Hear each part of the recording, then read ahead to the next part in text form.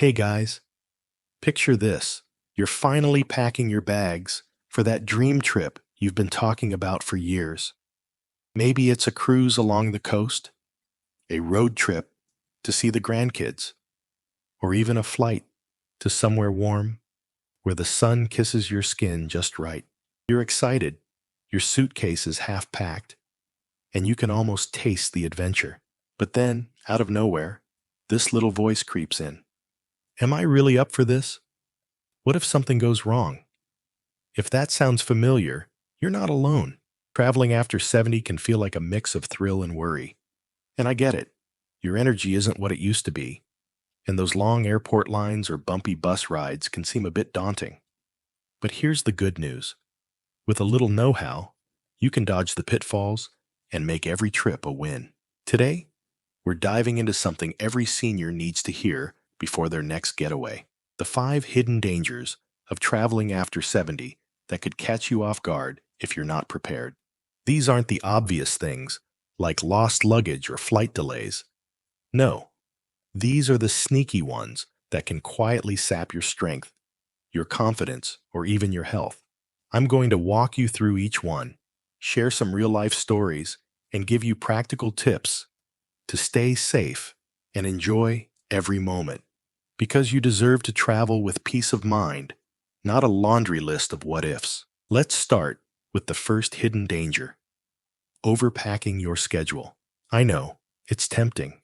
You're in a new place, and you want to see it all. Maybe it's a city tour in the morning, a museum in the afternoon, and dinner with a view at night. Sounds amazing, right? But here's the catch. Piling too much into one day can leave you exhausted instead of exhilarated. I talked to my friend Margaret, who's 72, about her trip to Italy last year. She had this grand plan: Rome in a day, from the Colosseum to the Vatican, with gelato stops in between. By noon, she was dragging her feet, her knees were screaming, and she spent the next day stuck in her hotel room recovering. She told me, "I thought I could keep up like I did at 50, but my body had other plans." That's the thing. After 70, stamina shifts, and pushing too hard can turn a dream trip into a slog. So, what can you do? Pace yourself. Pick one big thing a day, say, a morning sightseeing tour, and leave the afternoon open to rest or just soak in the vibe from a cafe. Bring a lightweight folding stool if you'll be standing a lot, like my husband does when we travel. It's a game changer for quick breaks. And don't be afraid to say no to that extra stop.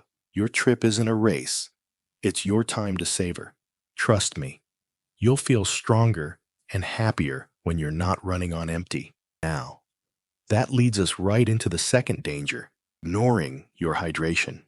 I know you've heard drink water a million times, but it's different when you're traveling. Think about it.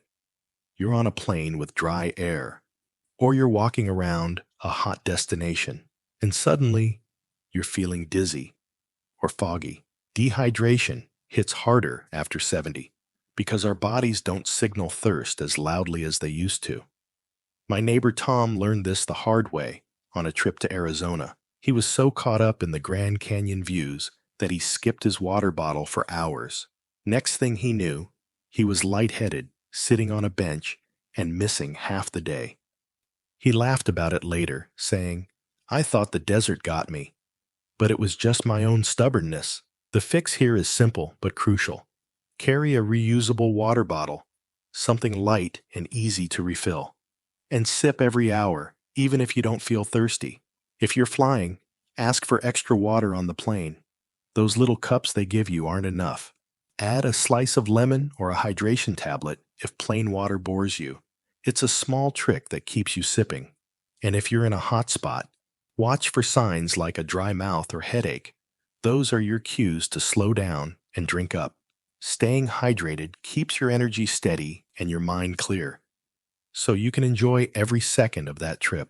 Speaking of energy, let's move into the third danger: skipping the right travel gear. You might think, "I've traveled before, I'll just wing it." But the wrong shoes or bag can turn a good day sour fast. Take my cousin Linda. She's 74 and loves her weekend getaways. Last summer, she headed to the coast with these cute sandals she swore were comfy. 2 hours into walking the boardwalk, her feet were blistered and she was hobbling back to the car. She told me, "I didn't realize how much my feet had changed until they started yelling at me." It's not just shoes either. Lugging a heavy suitcase or skipping a neck pillow on a long flight can leave your back and shoulders aching. Here's how to outsmart this one. Invest in gear that works for you now, not the you from 20 years ago. Get supportive walking shoes with cushion. Brands like Brooks or Skechers have great options for seniors. Pack light with a rolling suitcase that's easy to maneuver, and toss in a small crossbody bag for daily essentials so your hands stay free. For flights or bus rides, a memory foam neck pillow is your best friend. My sister swears by hers for keeping stiff necks at bay. It's all about comfort, not fashion. Because when you feel good, you're ready for anything that trip throws your way. Now that we've covered overpacking your schedule, staying hydrated, and picking the right gear, let's move on to another sneaky danger that can creep up when you least expect it. Because the fourth hidden danger is one that can sneak up on you when you're far from home. Not planning for medical surprises. Now, I'm not saying you need to pack a whole hospital in your suitcase, but after 70, little health hiccups can turn into big headaches if you're not ready. Maybe it's a flare-up of that old knee pain, a sudden stomach bug from trying new food, or even just forgetting your meds in the rush to catch a flight. I'll never forget my friend Doris. She's 71 and loves her annual trips to Florida. Last time, she didn't pack her blood pressure pills because she thought, "Oh, I'll just grab them there." Well, pharmacies aren't always quick to refill out-of-state prescriptions, and she spent 2 days feeling off, stuck in her hotel room waiting for a solution. She told me, "I felt so silly. I could have avoided all that with 5 minutes of prep." So, how do you stay ahead of this? It's all about thinking a step ahead. Before you go, make a list of your medications, names, doses, everything, and pack enough for the trip, plus a few extra days, just in case. Toss them in a small pill organizer so you're not fumbling with bottles at the airport. Bring a copy of your prescriptions too, or snap a photo on your phone. Doris wishes she'd done that. If you've got a chronic condition like arthritis or diabetes, pack a mini emergency kit, some pain relievers, glucose tabs, whatever you might need in a pinch. And here's a pro tip. Check where the nearest clinic or pharmacy is at your destination. A quick Google search before you leave can save you a lot of stress if something pops up. That way, you're covered, and you can focus on the fun stuff, like picking the best spot for sunset photos. That brings us right into the fifth danger, and this one's a bit of a sneaky emotional twist, underestimating how travel can throw off your routine. You know how it goes. At home, you've got your rhythm. You wake up at the same time, have your coffee just how you like it. Maybe take that afternoon walk around the block. Then you hit the road, and suddenly the bed's too hard, the coffee's not right, and you're eating dinner at odd hours because of a tour schedule. It doesn't sound like a big deal. But after 70, those little disruptions can mess with your sleep, your digestion, even your mood. My brother-in-law, Ed, he's 76, went on a group trip to the mountains last year. He's a creature of habit, loves his 7 a.m. oatmeal and quiet evenings. But the trip had early starts and late dinners. And by day 3, he was grumpy, tired, and ready to come home, he said. "I didn't realize how much I needed my routine until it was gone." Here's the good news. You can keep that from happening with a few smart moves. First, try to stick to your sleep schedule as much as you can. If you're crossing time zones, ease into it. Shift your bedtime an hour earlier or later a few days before you leave.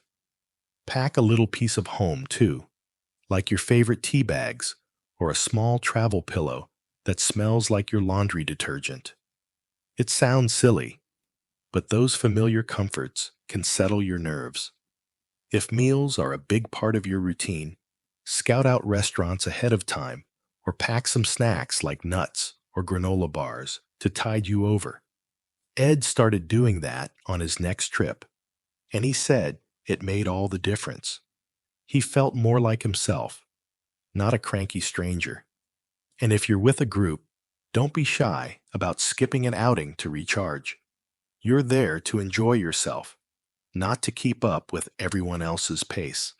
Now, as we wrap up these 5 dangers, overpacking your schedule, skimping on hydration, skipping the right gear, ignoring medical prep, and letting your routine slip, you might be thinking, wow, that's a lot to watch out for. But here's the thing. These aren't roadblocks. They're just signposts.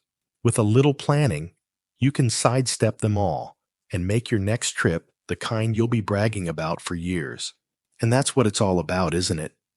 Turning those travel dreams into stories you can't wait to tell. We've walked through some real traps that can trip you up after 70. Overdoing your itinerary until you're wiped out. Letting dehydration sneak up on you. Showing up with the wrong gear.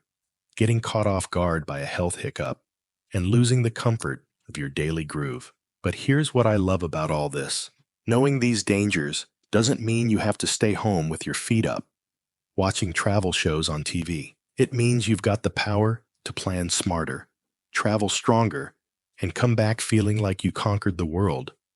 Or at least that little corner of it you've been dying to see.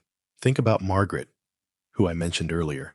After that whirlwind day in Rome left her sidelined, she didn't give up on travel. She went back this year, but this time she spread her must-sees over a week. Colosseum one day, a slow pasta lunch the next, Vatican the day after that. She came home glowing, telling me, I finally got to enjoy it, not just survive it. Or Tom, who nearly let dehydration ruin his Grand Canyon trip. Now, he's got a water bottle clipped to his belt. It's his new best friend, and he's already plotting a hike in Colorado. Even Doris, with her prescription mix-up, laughed it off and said, next time, I'm packing like a pro. No more hotel room timeouts. These folks didn't let a stumble stop them. They learned, they adjusted, and they kept going. And that's what I want for you. So, as you're dreaming up your next adventure, maybe it's a weekend at the beach or that bucket list trip across the ocean, keep these 5 things in mind. Pace yourself so you're soaking in the moments, not racing through them. Sip that water like it's your secret weapon, because it is.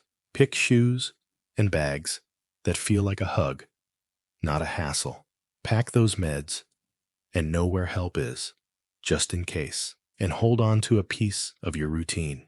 It's like a little anchor that keeps you steady no matter where you land. Small tweaks, big wins. That's the trick to traveling after 70 without the stress. Now, I'd love to hear from you. What's your next trip? Have you ever run into one of these sneaky dangers, or maybe you've got a tip of your own to share? Drop it in the comments below. I read every single one, and it's so fun to see what you're up to. If this video helped you feel a little more ready to hit the road, give it a thumbs up. It really helps me keep bringing you stuff like this. And if you haven't already, hit that subscribe button so you don't miss out on more ways to live your best life, whether you're at home or halfway around the world. Because here's the truth, age might change the game, but it doesn't have to stop the fun. You've earned every mile of that journey. So go out there and make it yours. Here's to traveling smart, staying strong, and living big at any age.